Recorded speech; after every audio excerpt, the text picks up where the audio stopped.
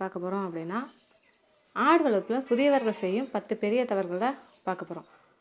ஆடு வளர்ப்பில் ஆரம்பத்திலேயே தவிர்க்க வேண்டிய தவறுகள் என்னென்ன இருக்குது அப்படின்னு சொல்லிட்டு ஒவ்வொன்றா பார்க்கலாம்.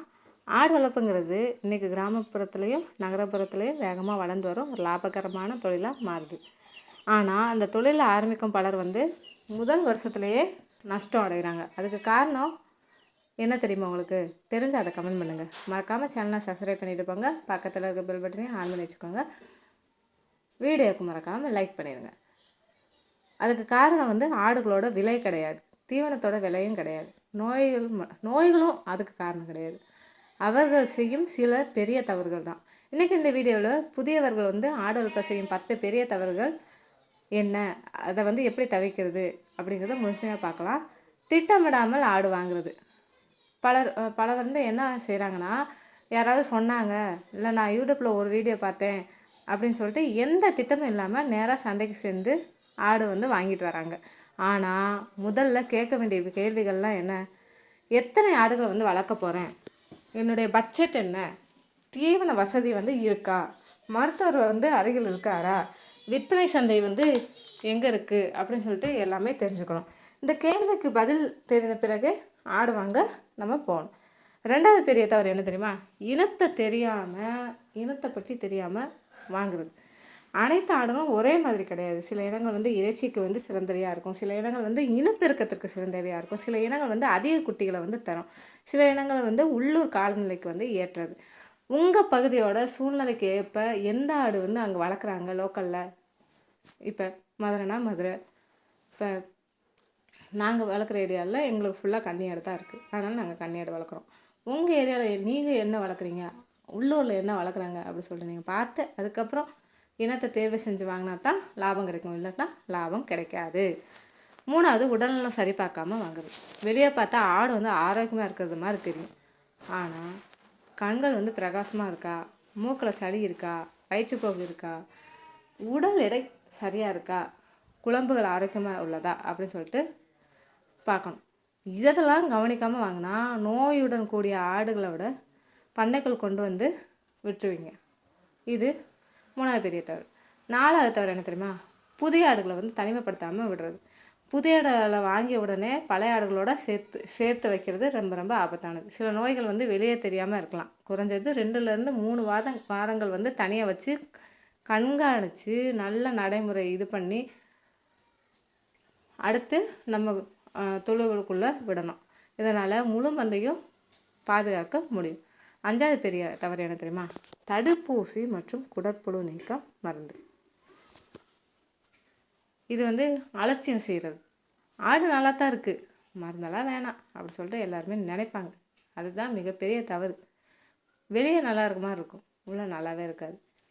அந்த மாதிரி தடுப்பூசி நோய் வராமல் பாதுகாப்ப உதவுது.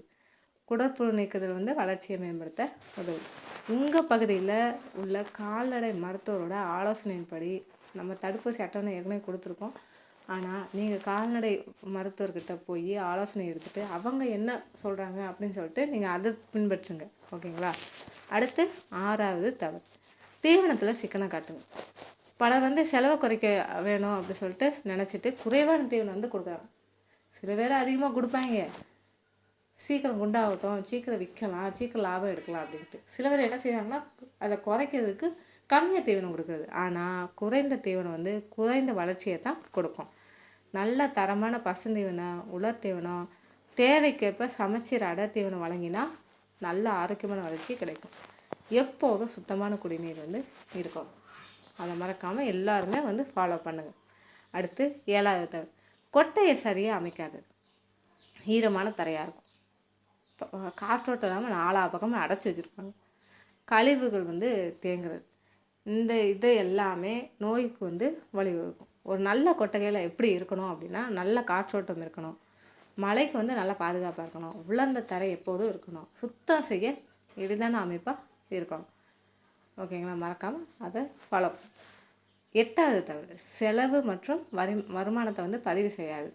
பெரும்பாலான புதியவர்கள் என்ன செய்வாங்கன்னா கணக்கு எழுதுறது கிடையாது. எவ்வளவு செலவு வருது, எவ்வளவு லாபம் வருது, இது தெரியாமே போகுது. ஒரு சின்ன நோட்டு போட்டு இல்லாட்டினா ஒரு நம்ம இப்போலாம் மொபைல்லே ட்ரெண்ட் ஆகிடுச்சு. நீங்கள் மொபைலில் கூட நீங்கள் இது சேவ் பண்ணி வச்சுக்கலாம். நோட் பேடில் போய் நீங்கள் டெய்லி என்ன பண்ணுறீங்க, ஆடுகளுக்கு டெய்லி எவ்வளோ செலவாகுது, இல்லை வருமானம் வருது அப்படிங்கிறத நம்ம அதை நோட்டு போட்டு எழுதி வைக்கலனாலும் மொபைல்லையே சேவ் பண்ணி எழுதி வச்சுக்கோங்க. இதுதான் உங்களோட பண்ணையோட உண்மையான நிலையை வந்து காட்டும். அடுத்து 9வது சந்தையை அறியாமல் வளர்ப்பது. ஆடுகள் வளர்ப்பது மட்டும் போதாது, எப்போ விற்கணும், எங்கே விற்கணும், எந்த நேரத்தில் விலை அதிகமாக இருக்கும் அப்படிங்கிறத தெரிஞ்சு வச்சுருக்கணும். பொதுவாக பார்த்திங்கன்னா உள்ளூர் சந்தைகள் நேரடியாக இல்லை விற்பனை பண்ணுறது, இல்லாட்டினா நம்பகமான வாங்குபவர்கள் இருப்பாங்கதில் அவங்கக்கிட்ட வந்து தொடர்பு வச்சுக்கிட்டு அவங்கக்கிட்ட விற்கிறதெல்லாம் வச்சுக்கணும். ஆனால் சில பேர் அதெல்லாம் செய்ய மாட்டாங்க. எனக்கு ஆடு வளர்க்க மாட்டேன்னு தெரியும், விற்க தெரியாது அப்படி சொல்லுவாங்க. அதனால் அந்த தவறுலாம் கண்டிப்பாக செய்யாதீங்க. எல்லாமே நம்ம தெரிஞ்சு வச்சுட்டு தான் இந்த ஆடு வளர்ப்பு தொழிலையே இறங்கணும். அடுத்து 10வது அனுபவம் இல்லாமல் பெரிய அளவில் தொடங்குறது. முதல் நாளே என்ன செய்கிறாங்கன்னா 100 ஆடுகளை வந்து வாங்குறது புத்திசாலித்தனமா? நீங்களே சொல்லுங்கள். எனக்கு ஆடு வளர்க்குறதே என்னன்னே தெரியாது, எனக்கு காசு நிறையா இருக்குது, நான் 100 ஆடு வாங்க போகிறேன், வளர்க்க போகிறேன், நாளைக்கு வந்து அதை வந்து லாபம் மாற்ற போகிறேன் அப்படின்னு சொன்னால் முடியுமா? கண்டிப்பாக முடியாது. அதனால் 100 ஆடு வாங்குறது புத்திசாலித்தனம் கிடையாது. சிறிய அளவில் தொடங்குங்க. 5 இல்லைன்னா 10 ஆடுகளோடு தொடங்கி ஒரு அனுபவம் பெற்ற பின்னாடி அடுத்து படிப்படியாக கொஞ்சம் நம்ம அதை வந்து விரிவுபடுத்தணும். இதனால் தவறுகள் வந்து குறையும், நஷ்டமும் குறையும். இப்போ ஒரு தினமும் ஆடுகளை வந்து நம்ம கவனிக்கணும், ஓகேங்களா? உங்களுக்கு வந்து ஒரு குறிப்பாக கூட சொல்கிறேன். உணவை சாப்பிடாத ஆட்டை வந்து உடனே கவனிக்கணும். சுத்தமான தண்ணி வந்து எப்பயுமே இருக்கணும். ஒட்டையை வந்து அடிக்கடி சுத்தம் செய்யணும். மருத்துவரோட ஆலோசனையை வந்து பின்பற்றணும். தரமான தீவனத்தை வந்து பயன்படுத்தணும். இனப்பெருக்க பதிவுகளை வந்து கண்டிப்பாக வச்சுருக்கணும். ஏன்னா எப்போ குட்டி போடும், அடுத்து எப்போ இனப்பெருக்கத்துக்கு விடணும், அதெல்லாம் நீங்கள் தெரிஞ்சு வச்சுருக்கணும். குட்டி பிறந்த தேதியை வந்து பதிவு செய்யணும். இல்லாட்டா பிறந்த தேதியை இது பண்ணலைன்னா இந்த மாதத்தில் பிறந்துச்சு அப்படி சொல்லிட்டு அதையாவது ஞாபகம் வச்சுருங்க. தேவையற்ற மருந்துகளை வந்து நம்மளே டாக்டரோட ஆலோசனை இல்லாமல் கொடுக்குறது, இதெல்லாம் வந்து செய்ய வேண்டாம். தொடர்ந்து கற்றுக்கொள்வது இந்த தொழிலோட மிகப்பெரிய முதலீடுன்னு கூட சொல்லலாம். ஆடு வளர்ப்பில் வெற்றி பெறுவதற்கு அதிர்ஷ்டம்லாம் தேவை கிடையாது. தேவைப்படுது என்ன தெரியும்? சரியான திட்டமிடல், பொறுமை ரொம்ப முக்கியம், தினசரி கவனம், நல்ல பராமரிப்பு, தொடர்ந்து கற்றுக்கொள்ளும் அந்த மனப்பான்மை, இதெல்லாம் இருந்துச்சுனாலே போதும். இந்த 10 தவறுகளை வந்து தவிர்த்தாலே நீங்கள் வந்து மற்ற பல புதிய வளர்ப்பாளர்களை விட ஒரு படி முன்னிலையில் வந்து கண்டிப்பாக இருப்பீங்க. ஒவ்வொரு வெற்றிகரமான பண்ணையாளரும் ஒரு காலத்தில் வந்து புதியவராக இருந்தவங்க தான். ஏன்னா நாங்களும் வளர்க்க போது எல்லோரும் புதுசு தானே, புதுசுலேருந்து தான் பழசாயிருப்போம். அந்த மாதிரி வாங்கும்போது எப்படி இருக்குமோ தெரியாது. ஆனால் அவர்களை செய்த முக்கியமான செயல் வந்து தவறுகளிலிருந்து நம்ம கற்றுக்கொள்ளுகிறது தான். நீங்களும் சிறிய அளவில் தொடங்கி அனுபவத்தை சேர்த்து தரமான பராமரிப்பு வழங்கினா ஆடு வளர்ப்பு நீண்ட காலத்தில் நிலையான வருமானம் தரக்கூடிய தொழிலாக மாறும். கண்டிப்பாக அதுக்கு நாங்கள் ஓகேங்க. இந்த வீடியோ பயனுள்ளதாக இருந்துச்சுன்னா கண்டிப்பாக எல்லாருக்குமே ஷேர் பண்ணுங்கள். சேனலை மறக்காமல் சப்ஸ்கிரைப் பண்ணிக்கோங்க. ஆடு வளர்ப்பு ஏதாவது சந்தேகமாக இருந்துச்சுன்னா கமெண்ட்ஸில் கமெண்ட் பண்ணுங்கள். நாளைக்கு என்ன வீடியோ போடலாம்னு சொல்லிட்டு நாளைக்கு பார்க்கலாம்.